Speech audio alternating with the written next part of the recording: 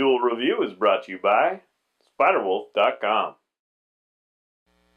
Hey guys, welcome to another great week of Duel Review. We're going to be starting off with Carbon Gray, followed by Resident Evil 6, and then for our focal point, press, pause, play. That's right. Our anime this week is Dragon Age: Dawn of the Seeker, and our movie is Iron Sky. I'm RJ. And I'm Nick. Let's get to it.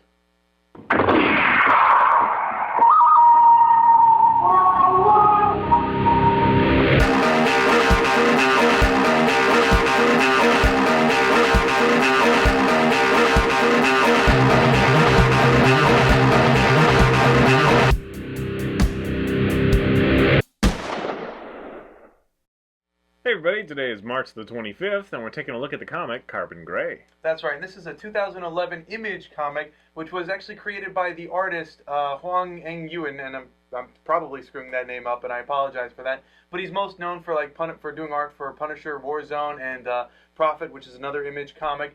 And this is a pretty interesting comic because it got a lot of flack because there was a lot of Nazi symbolism, although it's more Russian in my opinion, but there was a lot of people saying that the Nazism of it kind of threw it off, but I don't know. It works. It works for what it is. I don't see what's wrong with that because we're not glorifying Nazis. It's right. It's like, okay, Nazis happened and everybody. I mean, friggin', Indiana Jones has to do with lots of Nazis. That's very true. So whatever. But again, I find it more of a Russian feel, especially since you have barons and czars and things. Yeah, I would agree, and it's very cool art. That's what got me into it. Right. This is a book that I picked up a bunch of times and didn't actually buy it.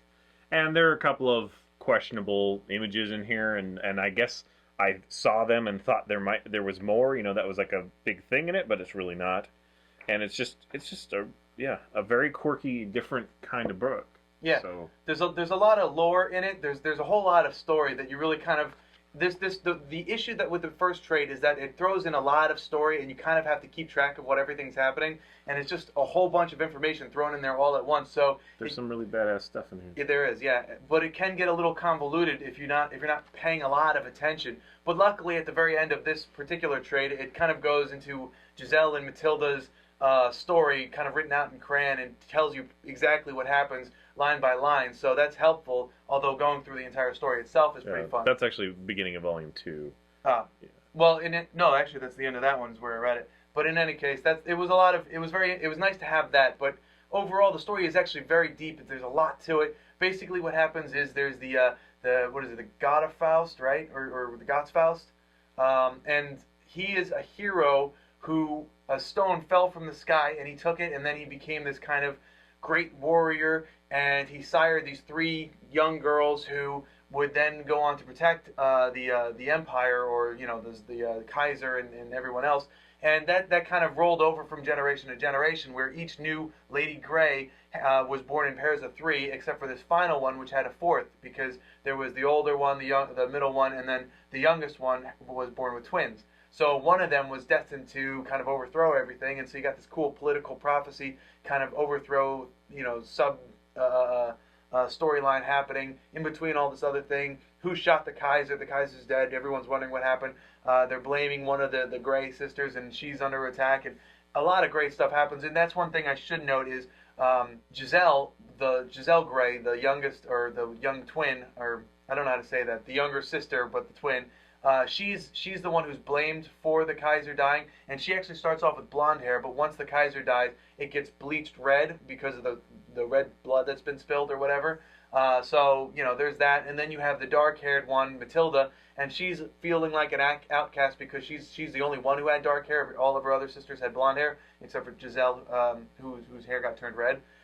So she was always trying to look for acceptance among them, and all the while they're all being trained to be these great assassins, ultimate warriors, angels on the battlefield type thing. So it's just a really great story. A lot of things going on. Plus there's the storyline with Dina and Pepper. Pepper being the thief and Dina being the spy. So it's a spy and thief type thing, and it's just funny, that little interaction, although it is kind of that sexualized gratuity, but it was fun for what it was because Yeah, there's very little of it. It's not any more than a rated R film. The scene that I'm talking about is she puts this cream on her bosom to swell it up to make her look all big chested, and he had his face nuzzled in there, so the next morning his face is all contorted because it's all swollen. Yeah, she's trying to get information, and she thinks that he's a general or higher up in the military, but he stole those clothes and he's stole the wallet posing and all that stuff. So yeah, it kind of falls through. But there's some comedic humor there. They do show up in Volume 2, and while you're describing kind of like this lore, the thing is that it's so good, it's written so well that it feels like something that could actually be. Right. Which is just, kind of this cool thing. Plus, it's a very gritty, kind of realistic world, but then there's this stone that does obviously have power, and, in Volume 2 especially, you see that. Now, okay, go ahead. I was just going to say, speaking of the stone, and that's something that you kind of have to... it's not known right away, so I'm gonna let you guys in on a little secret. The Wolf General has an ability where he can read the minds of the dead. So if someone's dead, he can sit there and read their minds, and that's not known at first, or at least to me it wasn't. So that's something that I think you should know reading it, because he comes up with this information. You're like, how did he know that? It's because he can read the mind of the dead people. So there you go. There is a lot going on, and I love the art. So I've already said that, but I love the art. I adore it. It's great. And there's enough going on that there are some moments where it's kind of like, huh? Like, what's going on? But they do have that incredible ability in the first page just to kind of this kind of crude, almost crayon, letter from one of the sisters. Because the sisters it was frowned upon for them to be artistic or, show any kind of independent thought. They're just soldiers. They're warriors kind of thing. And they were examples of that. And so that kind of stuff was crushed at a young age. So we get kind of a little bit of that retarded growth, maturity, in that little, but it also does a really good job of telling, getting you up to speed and telling you what's going on. Yeah. There are some times where it's kind of scratch your head. This actually, the Volume 1 was quite a while ago, and what happened is they just kind of lost funding and interest, I guess, although I can't imagine why. But they actually put the book on Kickstarter, and that's where Volume 2 came from. Right, in 2012. And so it's pretty cool, that's another success story of Kickstarter. In fact, our focal point this week is kind of talking about that sort of thing and how, the big industry is not necessarily the model that's going to continue into the future. Anyway. That's on Wednesday. Yeah.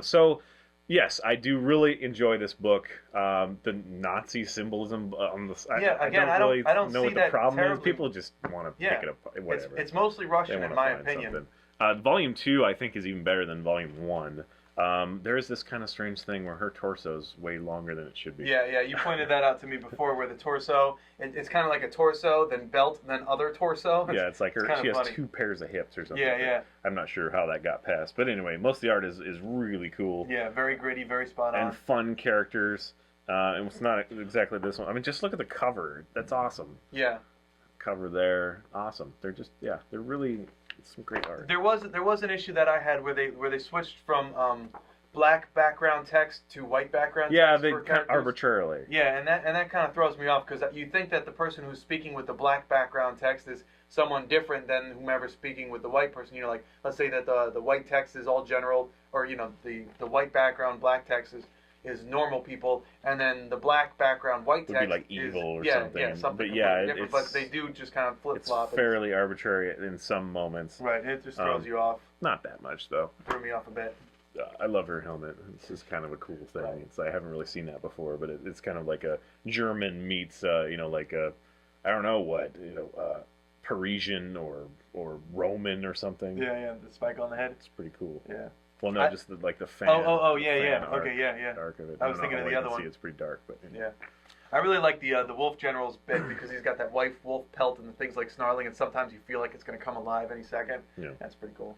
Yeah, so a lot of great characters, Yes. a very fun ride, action-packed, but has enough of that lore and that mythos behind it. A lot of thick story. It's great. Just really believe it. Just buy it. And, it's not without its magical element, especially in Volume 2. It gets even more, magical in a sense, but it's still not over the top or overhanded. Nobody's overpowered or anything like that. Where they question realities and stuff. And you're not necessarily in anybody's camp. So it's kind of fun to watch that, because the sisters are at odds. Yeah. For some of the book. I should mention the other sisters, Anna, Eva. I don't want to give too much away, but... Yeah, so Anna and Eva are the other sisters other than Matilda and Giselle. Yeah, and so So you kind of feel for both sides, and you kind of wonder what's going to happen. And then, of course, there's this political intrigue between, the different nations that are, kind of the Kaiser's dead. So Right. now the power struggle has begun, kind of thing. And then That's there's interesting. the There's Kaiser's widow the widow who's taking over and having a son, and there's some really fun story there, which again you might consider cliche, but I liked it enough to bring it to his attention even before he was able to read that part. It's like, hey, I really like this idea. You should check it out. Tell me what you think. And I think so. So yeah, I definitely don't be like me and put it back. Just go get it. Actually, the first trade, it's pretty small. I think it's only 3 issues, maybe 4. But it was only like $10 or $11. And there's a lot of story in there, so it's totally worth it. Yeah. It's just a very thin trade, but still, yes, it's very well worth it. And Yeah. then Volume 2 is, I think that issue 4 is coming along here pretty soon. But I'm not sure how it works with Image. I'm not sure why the funding was dropped. But I do give my hats off to Image for doing a lot of variety. Giving lesser known creators an ability to do a story that is, owned by the artist and crafted by the artist, the rights to them. So, all right, guys, thanks for watching. Please subscribe to our YouTube channel and tell us what you think. Watch our great playlist. Gimlabs has been a lot of fun. Yes, it has. And please leave comments. We love comments. And you can help support us by buying our wares at spiderwolf.com. Yes, please. T-shirts, a card game, art print, short stories, and more. See you guys next time. I don't know. Ooh. I think you might have gotten it.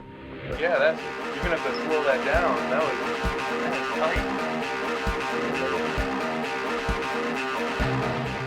tight. Next time on Do a Review, Resident Evil 6. Hey guys, welcome to another great week of Duel Review. Going to be starting off with Carbon Gray, followed by Resident Evil 6, and then press pause play.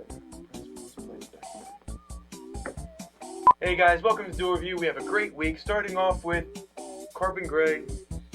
Hey guys, welcome to Duel Review. We have a great week, starting off with Carbon Gray, followed by, damn it, Resident Evil 6. Carbon Gray, Resident Evil 6, press pause play. Hey guys, welcome to Duel Review. We have a great week, starting off with Carbon Gray, followed by Dawn of Dragons, Resident Evil 6. Resident Evil 6, press pause play. Resident Evil 6, press pause play. Hey guys, welcome to another great week of Duel Review. We're going to be starting off with Carbon Gray, followed by Resident Evil 6, and then for a focal point, press pause play. Damn it. A lot of words. Hey guys, welcome to another great week of Duel Review. We're going to be starting off with Carbon Gray, followed by Dragon Age, Resident Evil 6, 9, 12, 9, 64. I'm just letting it happen. Just letting it happen. Hey guys, welcome to another great week of Duel Review. We're going to be starting off with Carbon Gray, followed by Resident Evil.